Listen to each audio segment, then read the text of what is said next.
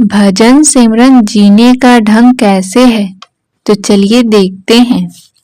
भजन सिमरन का प्रभाव हमारी रहनी में साफ दिखाई देता है। भजन सिमरन करने से हमारे अंदर सद्गुण प्रकट होने लगते हैं। क्रोध शांति में बदल जाता है, लोभ संतोष में बदल जाता है, काम भावना भक्ति भाव में बदल जाती है, अहंकार नम्रता में बदल जाता है और मोह तथा स्वार्थ सब निस्वार्थ प्रेम और दयालुता में बदल जाते हैं।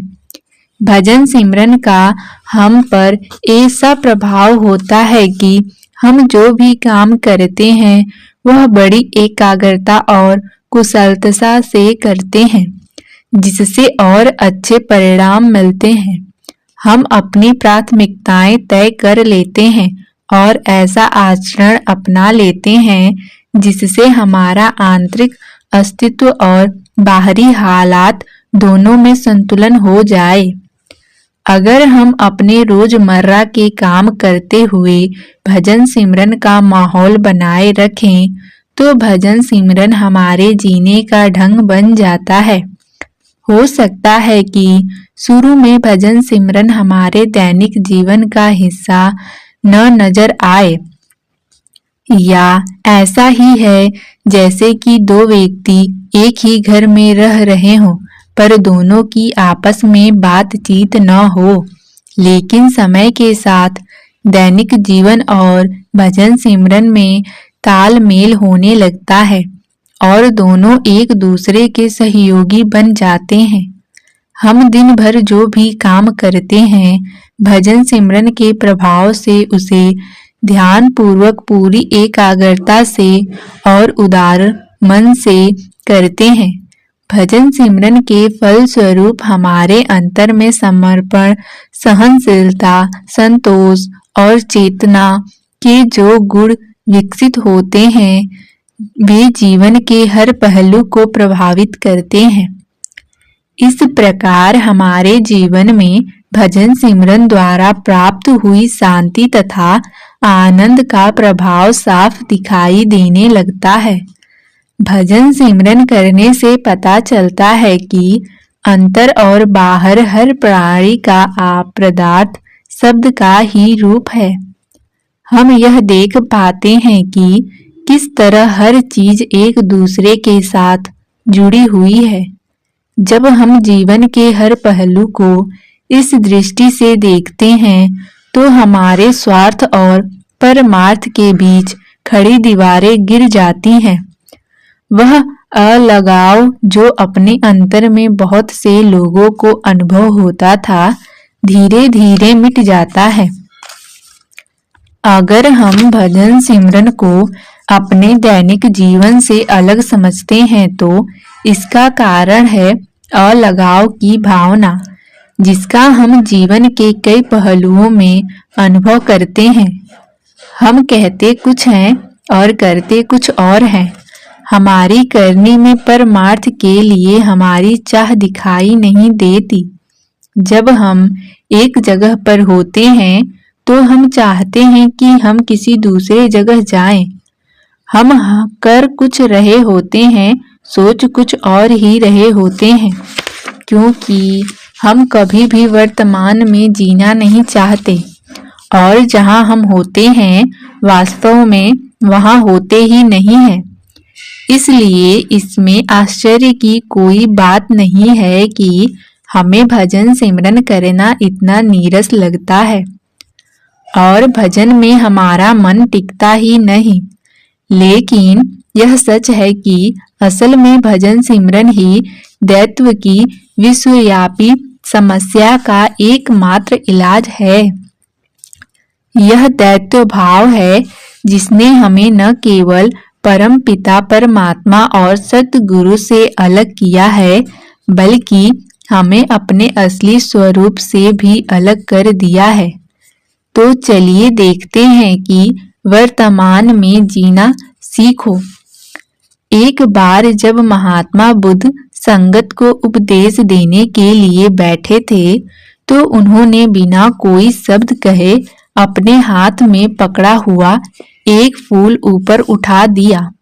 उन्होंने पल भर के लिए हाथ में पकड़ा हुआ फूल उसी तरह ऊपर उठाए रखा और फिर चुपचाप वहां से उठकर चले गए। उन्हें बस इतना ही कहना था। उनका सत्संग सुनने के लिए एकत्र हुए हजारों लोगों में से केवल एक व्यक्ति ही उनके इस गुण रहस्य को समझ पाया। उसका अंतर प्रकाश से भर गया और वह पूर्ण ज्ञानी बन गया। महात्मा बुद्ध यह उपदेश दे रहे थे कि हमारे पास केवल यही एक क्षण है। उस क्षण में जो कुछ है वह पूर्ण है। उसमें न मन के क्रियाकलापन है और न ही कोई समस्याएं हैं। शांत और स्थिर मन में केवल उस फूल के अस्तित्व का एहसास है। उस क्षण से परे जीवन दुख रूप है। हम या तो बीते समय से पैदा हुई इच्छाओं तृष्णाओं के बारे में सोचकर दुखी रहते हैं या भविष्य में पैदा होने वाली समस्याओं की कल्पना करके दुखी होते रहते हैं। बाबा जी कहते हैं कि हमें समस्याएं उसी रूप में दिखाई देती हैं जिस रूप में हम उन्हें देखना चाहते हैं। समस्याएं हो रही घटनाओं या दिखाई दे रही चीजों में नहीं है। वे वास्तव में हमारे मन की उपज है, हमारे सोचने के ढंग में है। हजरत ईसा अपने शिष्यों से कहा करते थे कि तुम यह पूछना बंद कर दो कि हम क्या पहनेंगे, क्या खाएंगे। वह उपदेश देते थे कि तुम फूलों और पक्षियों की ओर देखो कि किस प्रकार वे वर्तमान में जीना जानते हैं और उनकी सब आवश्यकताएं पूरी होती हैं। अब कहते थे, जरा यह सोचो कि क्या तुम्हारी चिंताएं तुम्हारे जीवन को रत्ती भर भी बदल सकती है। परमार्थ का ज्ञान रखने वाले सभी महापुरुष यही कहते हैं कि हमारे पास केवल यही क्षण है। अगर हमारा ध्यान पूरी तरह वर्तमान में हो तो हमारी समस्याओं को पोषण नहीं मिलता और उनका महत्व कम हो जाता है और हमारा जीवन अपने आप सुखमय हो जाता है। भजन सिमरन यहाँ और कब यानी वर्तमान में रहने का अभ्यास है। जब हम वर्तमान में रहते हैं तो हम पूरी तरह सचेत होते हैं, क्योंकि तब हमारी चेतना हमारे अहंकार की सीमाओं से कहीं परे पहुंच जाती है। वर्तमान से मुंह मोड़कर अपने ही ख्यालों में खोए रहने से अहंकार बना रहता है। हम हर समय या तो बीते समय को याद करते रहते हैं या भविष्य के बारे में सोचते रहते हैं और लगातार सोचते रहने की आदत के कारण अपनी इच्छाओं और परेशानियों में डूबे रहते हैं। इस तरह हमारा अहंकार बढ़ता है। इसके विपरीत जितना ज्यादा हम वर्तमान में जीने लगते हैं उतना ही हमारा अहंकार कम होता जाता है और उससे पैदा होने वाली समस्याओं से भी छुटकारा मिल जाता है। दिन भर भजन सिमरन में ध्यान रखना वर्तमान में जीने का आसान तरीका है। इसके साथ ही यह मन द्वारा पैदा की गई फिजूल की परेशानियों और दुखों से बचने का साधन भी है। संसार में सबसे कीमती है हमारा वर्तमान। न कुछ भविष्य में होता है न ही अतीत में। जो कुछ भी होता है आज और अभी होता है, यानी वर्तमान में होता है। वास्तव में अस्तित्व केवल वर्तमान का है। वर्तमान को छोड़कर बीते हुए कल या आने वाले कल में हम कुछ नहीं कर सकते, न करने की सोच सकते हैं। जब बीते हुए कल को याद करते हैं तो आज इसी समय याद करते हैं। जब भविष्य के बारे में सोचते हैं तो भी आज और इसी समय सोचते हैं। जब भविष्य हम तक पहुंचता है तो वह वर्तमान बन चुका होता है। भजन सिमरन से वर्तमान में अपने आप को स्थिर और एकाग्र करने में सहयोग मिलता है। दिन भर अपना ध्यान सिमरन में लगाए रखने से हम अहंकार को बढ़ाने वाली अतीत की यादों और भविष्य के भय से मुक्त हो जाते हैं। जब हमारा ध्यान वर्तमान में टिका रहता है तो मन हमें अपने जाल में नहीं फंसा सकता।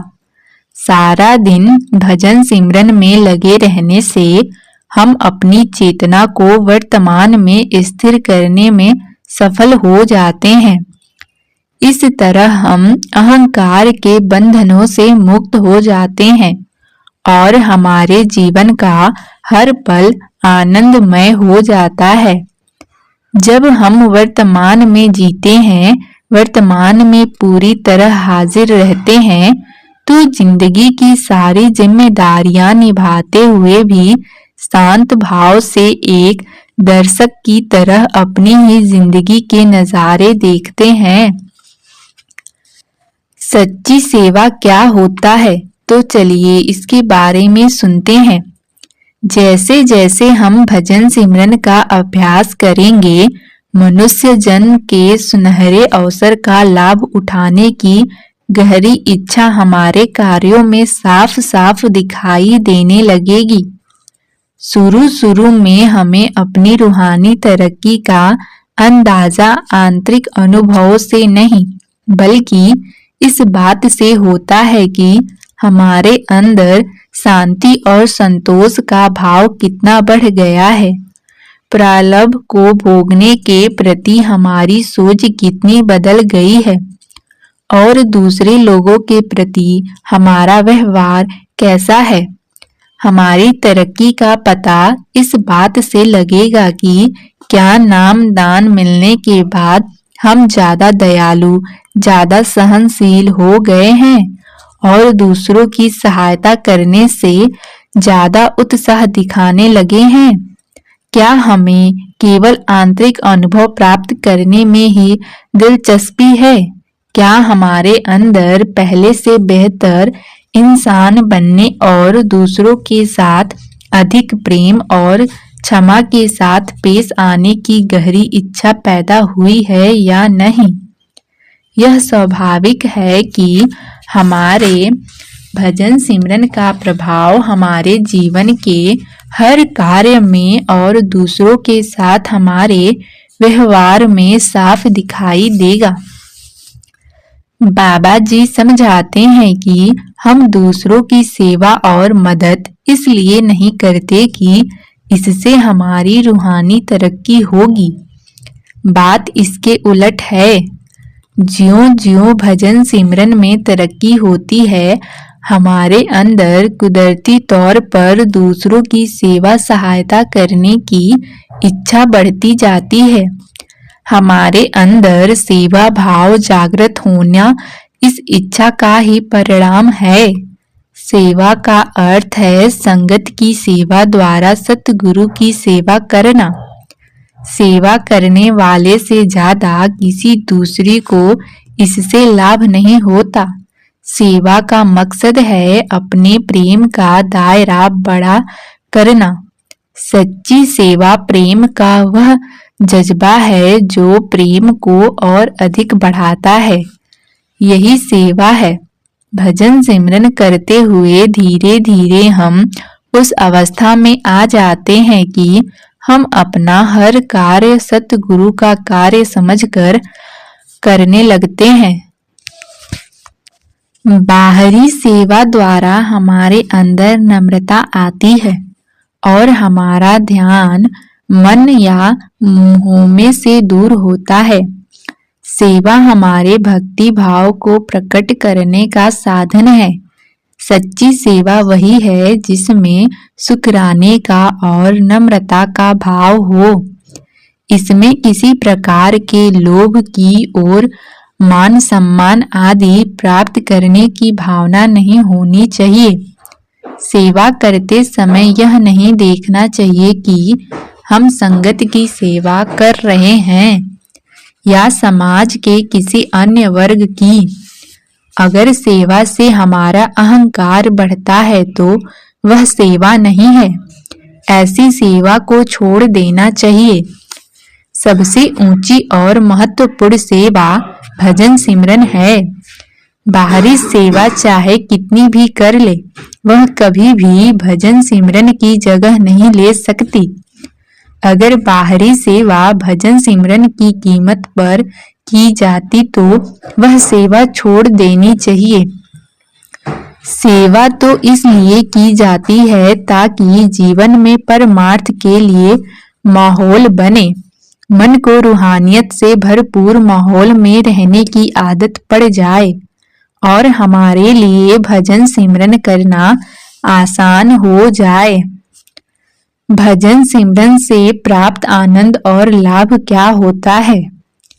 ज्यों-ज्यों भजन सिमरन में तरक्की होती है और मन स्थिर होने लगता है, हमें अपने अंदर सच्चे आनंद और सच्ची शांति का अनुभव होने लगता है। उस अवस्था में बाहरी सुख भोगों में हमारी रुचि नहीं रहती और हम खुद ही अपने अंतर में उस शांति और आनंदमयी अवस्था में रहना चाहते हैं। भजन सिमरन में सफलता मिलने से हमें यह अनुभव हो जाता है कि भजन सिमरन धन दौलत से कहीं अधिक कीमती है। इसका ऊंची ऊंची पदवियों, इंद्रियों के विषय भोगों, शराबों कबाबों की लज्जतों से और मन द्वारा भोगे गए किसी और स्वाद से कहीं अधिक ऊंचा स्थान है। बाबा जी समझाते हैं कि कोई भी वस्तु शब्द से मिलने वाले परम आनंद का मुकाबला नहीं कर सकती। जो आनंद भजन सिमरन में है वह किसी अन्य वस्तु में नहीं है और जो एक बार भजन सिमरन का आनंद ले लेता है वह बार बार उस आनंद का मजा लेना चाहता है।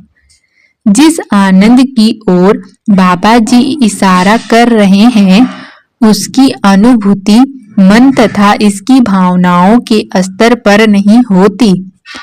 सतगुरु उस सर्वश्रेष्ठ और सर्वोच्च परम आनंद की ओर संकेत कर रहे हैं जो कि बाहरी शक्लों पदार्थों, रिश्ते नातों, सांसारिक सुख स्वादों और अन्य किसी भी बाहरी क्षण भंगुर सुख से एकदम मुक्त हो जाने पर प्राप्त होता है। आप उस शाश्वत आनंद की ओर इशारा कर रहे हैं जो परम चेतना अवस्था में प्राप्त होता है, जहाँ शब्द की अखंड ध्वनि धुन कार्य दे रही है।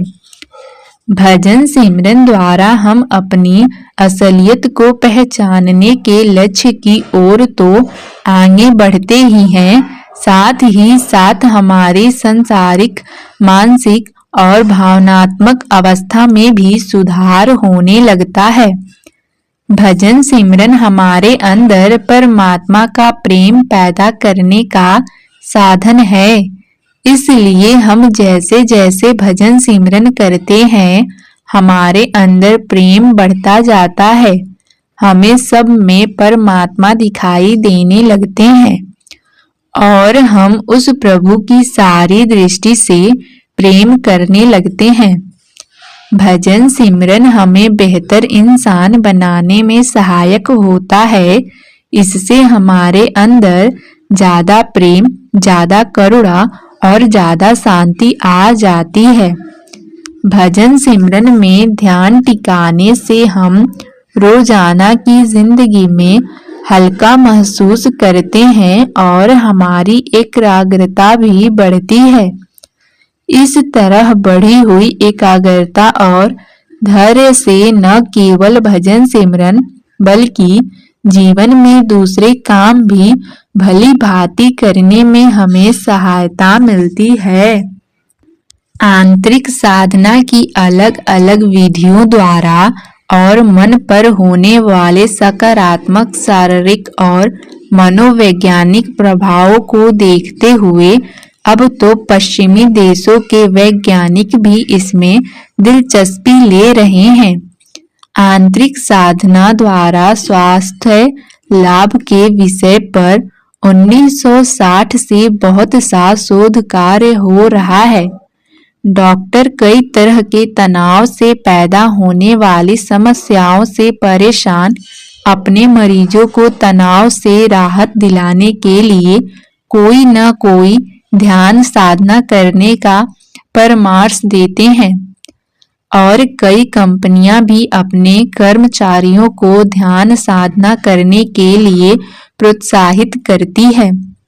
भजन सिमरन करने वाले व्यक्ति आम तौर पर तनाव का बेहतर ढंग से सामना कर सकते हैं, जिस कारण उन्हें बीमारी के लिए छुट्टी भी कम लेनी पड़ती है। वे अधिक उपयोगी सिद्ध होते हैं और उनका मनोबल भी बढ़ता जाता है।